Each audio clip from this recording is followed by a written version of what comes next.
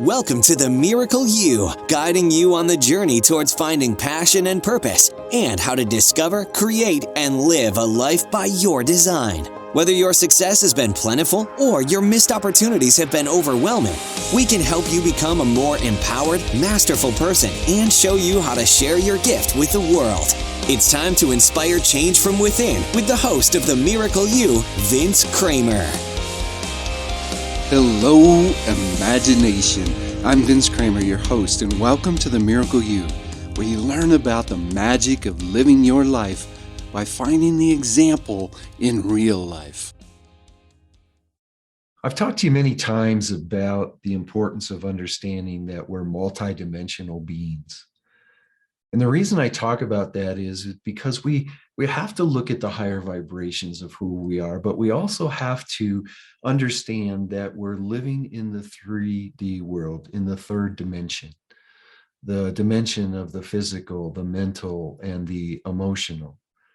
And it's so important for us to understand how we operate and how we can best operate in the 3D world to bring all of who we are to the world. Our brain is such a huge part of that.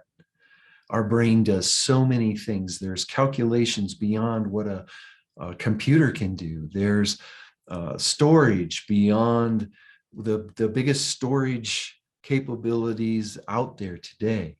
And all of that comes into supporting us in living our lives in a way that goes much further than we ever imagined we could go.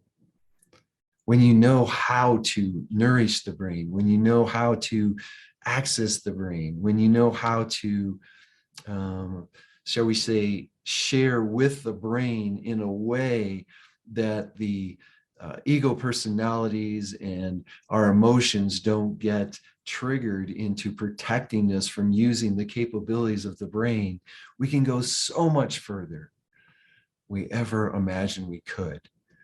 And to help our children learn those processes, to help our children expand and grow into who they are in ways that they don't feel threatened or they feel that they're not put in a situation where they have to perform. It opens the door for them to be so much more. I'm with Trish Wilkinson today. Trish is the co-author of Brain Stages: How to Raise Smart, Confident Kids and Have Fun Doing It. She is also a speaker, certified language development specialist, and a credentialed teacher who has taught hundreds of students over 23 years. Today, she helps parents and educators learn how to turn this pandemic into a catalyst for improving brain health and supercharging kids' learning. Trish Wilkinson, are you ready to share the miracle of you with the imagination? Absolutely. You know, it's funny how we come about these things in the first place, right? Because I had already been teaching for a long time by the time my husband and I finally had kids. And and I thought, oh, this will be a piece of cake. Kids are my wheelhouse. You know, all these other parents, they're having all these problems, but this is going to be easy for me. And then God gave us a couple of kids who had challenges, you know, attention issues, anxiety, auditory processing. So they were intelligent, but they had all these other obstacles. And what I didn't realize at the time is I also have attention issues. So I was, especially with our older daughter, I was really struggling. And when she was 7 years old, she accused me of losing her homework in the nastiest way possible. And I lost it. I didn't lose her homework, but I lost my mind that day. and I scared the stuffing out of both of us because I felt like I lost control. I was, you know, screaming, yelling, arms flailing. It was crazy. And I thought, I can't do this with this child anymore. I mean, it's not fair to her. And I don't want to put her on medication and give her psychotropic drugs while her brain is developing, because I had already had a certain amount of, you know, I'm a science nerd, basically. So I had already been reading about a lot of these things, and a lot of things we didn't even know at that time. She's in her 20s now. And I was afraid to give her medication. So I kind of went on this quest to figure out, how am I going to raise these kids, because they both had challenges. How am I going to raise them in a way that is going to bring out their best qualities, help them become their best selves, instead of saying, well, that's just the way she is and I'm going to have to deal with it. How can I help them become all they can be? So I talked to psychologists, neurologists, and pediatricians, and I read all these articles and books and studies, and it just so many things, and came up with techniques and tools, kind of like informed trial and error. You know what I'm saying? You try something, and I would tell the kid, okay, we're going to try this. I've been reading about this. And sometimes they'd be like, oh, mom, but they often really liked the things that we did, and they would give me feedback, and it worked so well with our kids. I started doing it with the children in my classroom, and I've taught all the grades, and and I started working with their parents. And basically my daughter that I had the problems with, when she was in her early 20s, she said, Mom, so many of my friends are having trouble adulting, because that's what they call it, becoming adults, adulting. And she said, you need to help other parents.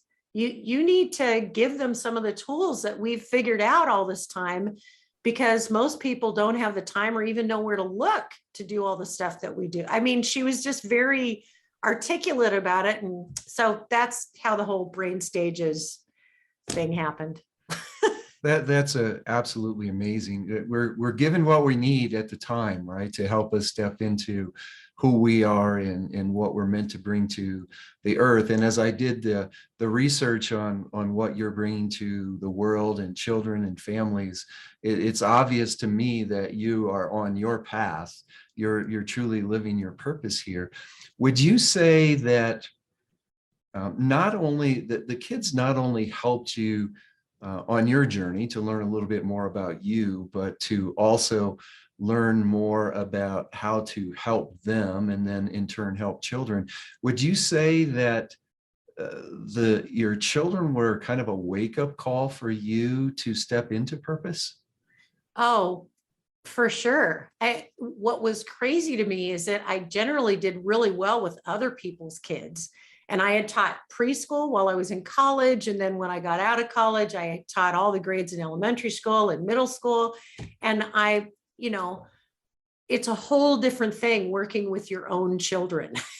And I feel like with the pandemic, teachers are really struggling right now with behavior and all of that kind of stuff. So definitely this has been my road and my purpose. And I've come up with this brain health series that I do with educators and with parents now, that if we can get certain needs met that our kids' brains have, or that all of our brains have, we've just gotten, our society has changed. Not that I'm saying that, in the good old days, because a lot of things are not as, in the good old days, these things happen. It's, get off of my lawn. It's not that kind of thing. It's our society has changed. So what do we do to recreate it so that our kids' brains and our own brains are getting our needs met? Because when our brains get our needs met, it actually improves mental health. And everything I do is evidence and experience based. I've tried everything myself. But I also figured out how to do these things largely through research. So, my own research, my own studying about that. For example, when kids in the morning get a drink of water and they get a little bit of exercise, and in my classroom, I had only had my kids do 10 minutes of exercise. At home, my kids at home, when we were getting ready for school, we would put on the music and dance around while we were getting ready for school for about 10 minutes. And I didn't know 10 minutes was a magic number. And then later on, just a recent study in the last couple of years, these researchers in Canada decided to find out what's the smallest amount of exercise we can do and get all the brain benefits. And it turns out, guess what? It's 10 minutes.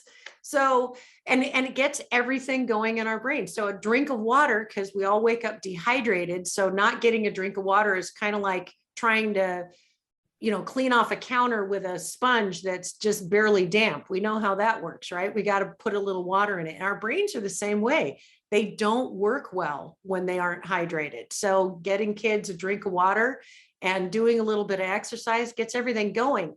And what's funny is when I work with parents, they say, and the thing is, people at work were telling me, were commenting on, how together I was and how much I was getting things done much quicker. And, just doing this because you do it with your kids and you do 10 minutes of it. And they're like, wow, we're all feeling better. They find out they're getting sick less often. I mean, it's just this simple, tiny thing that we've kind of gotten away from as a society that just has such a huge impact. So I have, 5 different things like that I work with people on that I discovered working with my own kids in my classroom. And, and then writing brain stages, I found out some of the things that we didn't even know why they worked yet. Now we know why they work, because there's so much great research that's been done in the last, 5 to 10 years. It's amazing. Yeah, science is amazing as a whole. We talked a little bit about quantum physics before we got started on the podcast today. And, one of the most important things for all of us to realize is that we're 78% water. Yeah. And as an energetic being, that's how the energy flows through that water. So as you say, getting ourselves hydrated really opens the door. What would you say is the thing that most parents don't know about their child's brain that they should know? One of the things I absolutely love, to get our kids to talk, we ask them questions all the time, but brains have to feel safe for us to be able to communicate, for us to be able to learn any of those things. And when we ask questions, a lot of times kids, they're not sure you really want to know, like, oh, how was your day? Fine. And they walk away because because they're used to us bumping into people at the store and saying, hi, I haven't seen you in a while. How are you? Oh, I'm fine. And then people walk away. So when we ask that question, it's easy for them to just, answer it quickly and walk away. What I would say to parents is, rather than asking kids questions and putting them on the spot because they wonder, is there a right answer? Is there something they want to hear? What do they really want to know? Or how was your day? It's too much, too many things happen. They can't do a whole day in an instant. Whereas when the kids walk in the door, if you notice what's the look on their face, wow, you look really thoughtful. And then you're just quiet. A lot of times they'll tell you what's on their mind. They'll tell you what they're thinking. So rather than asking questions and putting kids on the spot, kids want to feel noticed. And we're all like that, right? We want to feel seen, like people are actually paying attention.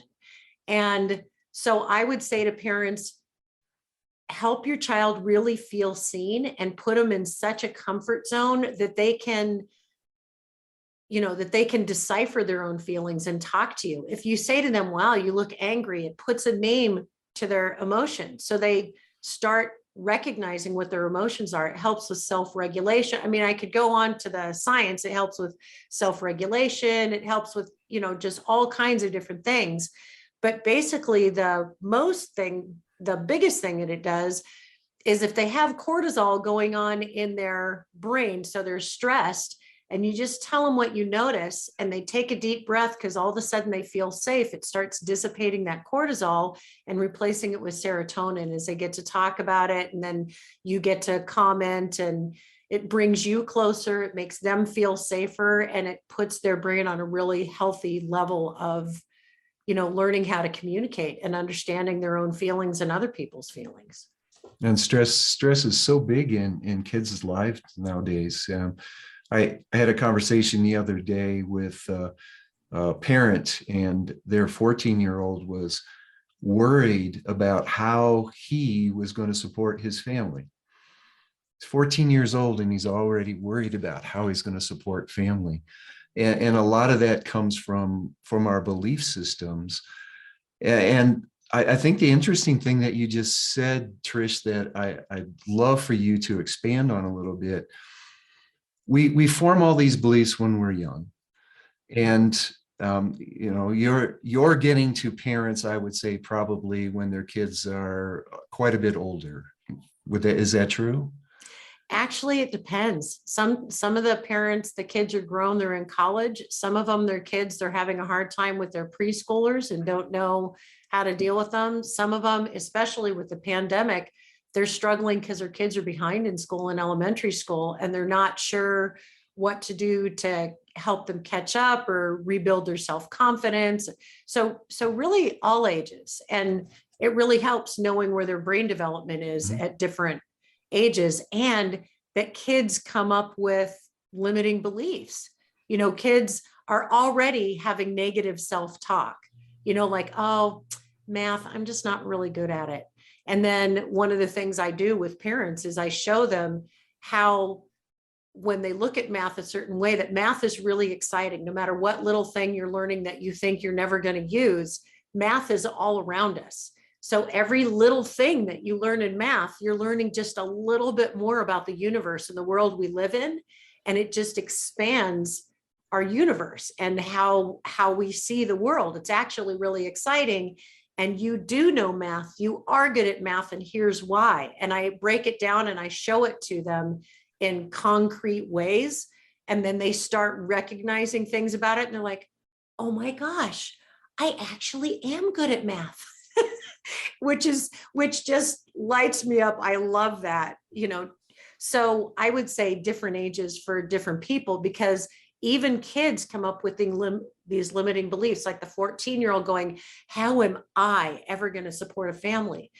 And that's a great opportunity, because he communicated that for his parents to help him create healthy, positive, expanding beliefs in himself. So he just assumes that when he gets to that stage, he's going to be a star at it, that he's going to have the skills that he needs to do it. That's exactly where I was going. So, most of our beliefs are formed before we're 7 years old, and we're not taught that we can change most of them. So these children have formed these beliefs based on, am I going to be accepted? Am I going to be loved? Am I going to get my safety needs met through there? The things that you provide parents to help them with their children's development, their children's growth, could you share with us how that helps change their beliefs? Oh my gosh. So a lot of the work I do is with the parents themselves. They'll come to me because they have issues with their children. And like the first idea and attitude is, how can we fix this in my child? Which I completely get. I've been there, done that, bought the t-shirt, seen the movie, lived it myself. So I get that. But what happens is I help parents expose their own limiting beliefs that are affecting their own lives, help them shift their own beliefs, and then give them examples and work with them on shifting their children's beliefs. And it's magical. And I wouldn't be able to do what I'm doing now had I not been through all the things I've been through myself. That's what I love to hear you say that, because one of the things that we share through Imagine Miracles is that there's no mistakes or coincidences in our lives. Everything that we've experienced, everything that we've attracted into our life is helping us towards the end item of who we are here and what we're to bring to the world. So, you've shared a couple things along the way. What were the biggest things for you that you had to experience to be able to help parents and children? Well, the first thing was I had to have a total breakdown with my own family, because it took me a long time to realize that the problem, it wasn't that my daughter was the way she was and that I had to just deal with it. It was a breakdown in me and how I was dealing with her, and I had to figure it out. And at the time, they didn't really have parent coaches. And when she was in middle school, we actually went to a family therapist that said, well, she's not willing to take responsibility for anything. So, you're on your own, bring her back if she ever decides that she has a part in any of this. And I thought that is not helpful. I needed to know what to do to change the dynamic entirely so that she could. I mean, now she's in her 20s and we've done all the work, and she's amazing. I mean, she works on a team of software engineers. She makes a great living. She has long-term, really healthy relationships, but getting her there was difficult. So I would say in my own life, we had two daughters. One was much easier, I think, partly because I learned a lot of things with the older one and applied them to the younger one. And, you know, there are all kinds of dynamics. They're also North and South poles. They're very different. And, but they're good friends. So that's good, even though they're very different.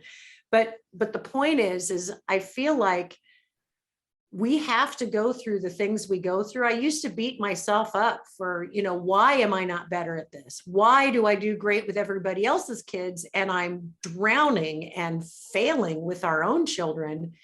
You know, this is not okay with me. So, but had I not gone through that, I wouldn't have gone through all the research and figured it out. Our kids would not be nearly as healthy as they are now, not nearly as successful. Both of them are really successful professionally and personally.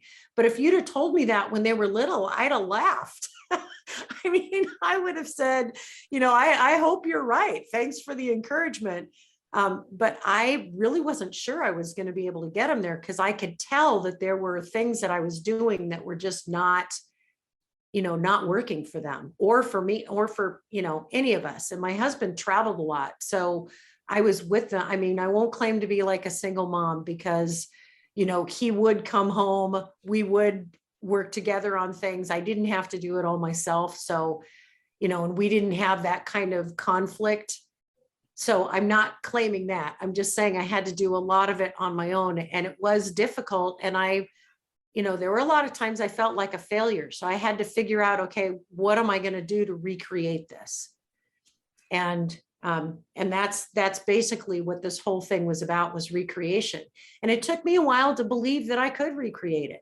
That's why I work with parents on, look, because you made that decision when you were 5, doesn't mean that that's true for you or for your kids. We poke holes in those limiting beliefs and say, okay, now let's come up with a belief that's true, that you can create, that can be healthy and exciting and empowering for your entire family.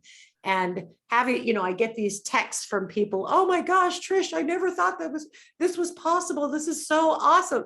You know, and it just makes I like to say it makes my day, but it kind of makes my life, you know.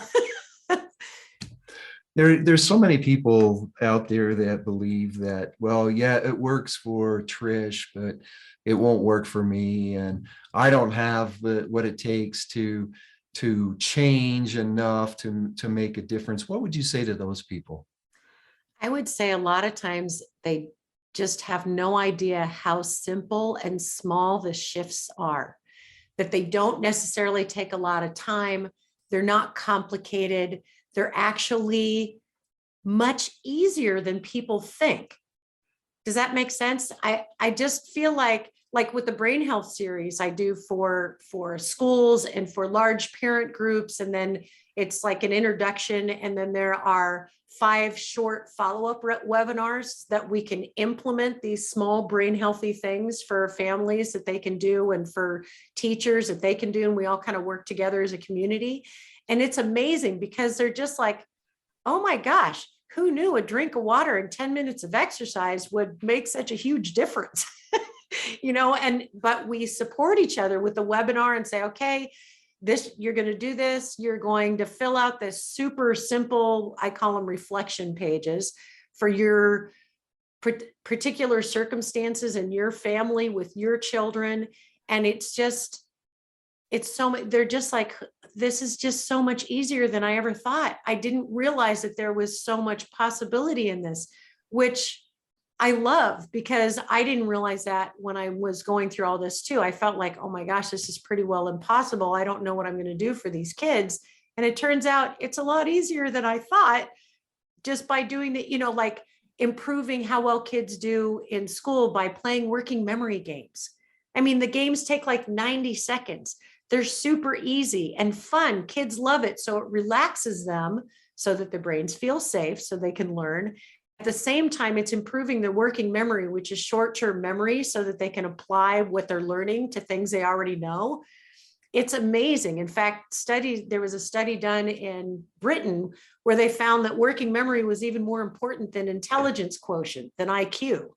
Because if you can apply what you already know to what you're learning, that's huge. Whereas if you have a huge intellect, but you can't focus, because working memory games also help with focus. And being that that's one of my things, my wheelhouse is dealing with people who have attention issues, since ta-da, I have them, my kids have them, it runs in families.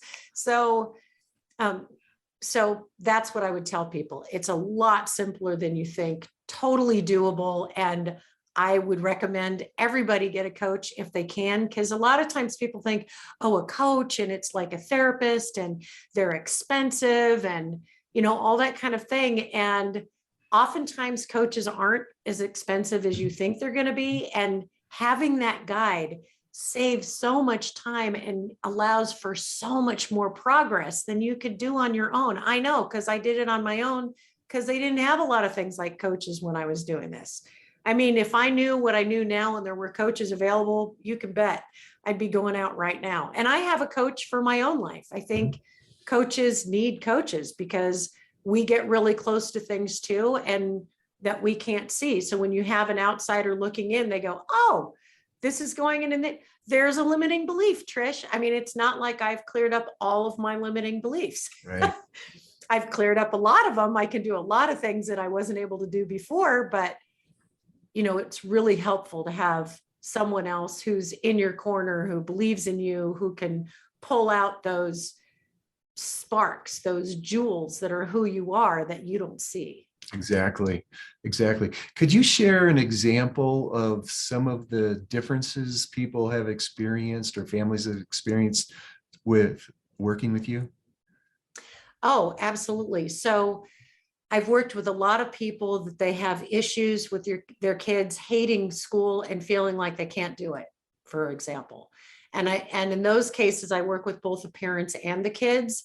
And they're just like, and the kids are just like, I can totally do this. I have one little girl, I'm in Oregon, but I work online a lot. And I have one little girl in New York who has just been convinced that she's terrible in math. She has a math tutor. The math tutor helps her do her homework.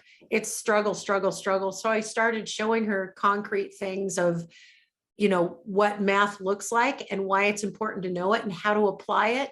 And she started coming up with things on her own because I was showing her concrete ways, and in ways that her brain works. And she's like, oh my gosh, like I could just see the lights go on. Her mom was like, thank you, behind her daughter, putting her hands up and mouthing thank you to me, because now she's good in math. Now she believes she's good in math. So she's starting to just connect the dots when the new lessons come out. If she doesn't, then it's easy for her to figure them out. We taught her how to look for keywords and draw pictures. And, she's in a completely different place, which means that a lot of the behaviors that her mom was seeing that she was struggling with, a lot of that's changing because her self-esteem, her confidence and who she is just in a whole different space. And I've worked with a lot of parents who their kids have attention issues, and showing their kids how their brains work and dealing with them on how their brains work instead of trying to shove a square peg into a round hole or a round peg into a square, whatever. But trying to make them think the way the mainstream thinks when their brains aren't wired that way. When I show them how to think in the ways their brains work, it just opens up so much. So the behavior gets so much better. They start developing self-regulation. The parents feel so much better because, we kind of get into this whole dynamic. So it's recreating the whole dynamic for the family, which is really fun. I was working with a family a while back that had 10 kids. Well, she had her 10th child, and things were just, chaos because they had so many kids. And so breaking that down and working it out and teaching them respect and listening to each other and what that looked like and how to do that and learning who each other was. I mean, just so much fun. So I really feel like I'm in the business of recreation. And it can be any circumstances, because all families and all kids are different. All adults are different. We've all had different experiences. So identifying, being an active listener and identifying what those limiting beliefs are and helping them recreate their beliefs is just, well, imagine miracles. Yes. It's miraculous. For sure. And each day is anew. The past is just that, the past. Believe it or not, we have run out of time, and I want to make sure that you have an opportunity to share something with the audience that you want to make sure that they take away from our time together. Well, I have two favorite quotes. They both come from my husband, but he reads a lot, so it doesn't mean they're original, but I've never looked up where they come from. The first one, he always told our family when the girls would be like at each other or at me or whatever, he'd say, fix the problem, not the blame. And that is huge. I work with that with parents and with families all the time. Fix the problem, not the blame. Because as soon as we start blaming somebody else or someone outside, it takes away our power to recreate the situation. So that was one of them. And the other one is, don't confuse the urgent with the important. A lot of times we're just too busy to do what needs to be done with our kids right here, right now. And there are a lot of things that we feel are urgent that will wait. And, when our kids need us and for certain things, sometimes we have to just drop everything because it's going to affect them for years to come. And even if we're not dealing with kids, if we're dealing with ourselves and we come up with something that is a real issue for us, to just know that nothing is unsolvable. Whatever we're in, whatever mess we've gotten ourselves into, we're there to learn something from that mess, and that nothing is unsolvable and that we can recreate that. And usually it just takes a few small shifts. And if people want to get to know more, they can just go to thebrainstages.com, thebrainstages.com, all one word. And I would love to, whoever's listening, schedule a complimentary call with me. If you want to work with me, that would be great. But if nothing else, in that 30 minutes, we will absolutely come up with some shifts, some life-changing shifts, at least one or two within that 30 minutes. You won't believe it. It's so much fun. Well, thank you for the great advice, and thank you for being so generous with offering the complimentary calls. I think, I remember you saying it as I was doing my research. You can get so much done when you know what you're doing as a coach and you know what you're looking for in just 15 minutes. So 30 minutes is so generous. So, well, I changed it. I used to say 15 minutes because parents are so busy. But then a lot of parents felt like, well, that's too short. I can't think I could get anything done in 15 minutes. So that's why I changed it to 30, because it always ends up 30, when we're talking, because they start talking, I'm busy, blah, but then they start talking and they're on a roll and I'm listening. Anyway, it ends up 30 minutes anyway. So now I just put it on 30 minutes on my website. Awesome. Well, thank you for spending 30 minutes with us today. The imagination got so much information, and it's, as I said earlier, so obvious that you're on purpose, and I appreciate what you're doing in the world. Well, and I appreciate what you're doing in the world too, Vince. Honestly, just allowing people this space to see how they can recreate their lives, how they can change, how they never need to be stuck. If they're in a situation they don't want to be in, that they can recreate it, which, we're powerful beings. So thank you for really bringing that out for people. Oh, thank you. And yes, we are very powerful. On behalf of my wife and business partner, Mary, the entire team here at Imagine Miracles, we want to wish each and every one of you a miracle day. You've completed this episode of The Miracle You, but we have plenty more to help you discover your own personal passion and purpose. Head over to themiracleyou.com for free resources to assist you on your journey, as well as register for our free webinar, Discover Your Miracle Life, 3 mind-awakening steps toward your unique purpose, or apply for a one-on-one Your Life, Your Way breakthrough session and discover your next best step on your journey. All available exclusively on our website. That's themiracleyou.com. We look forward to sharing more experiences of passion, purpose, and life by design next time, right here on The Miracle You.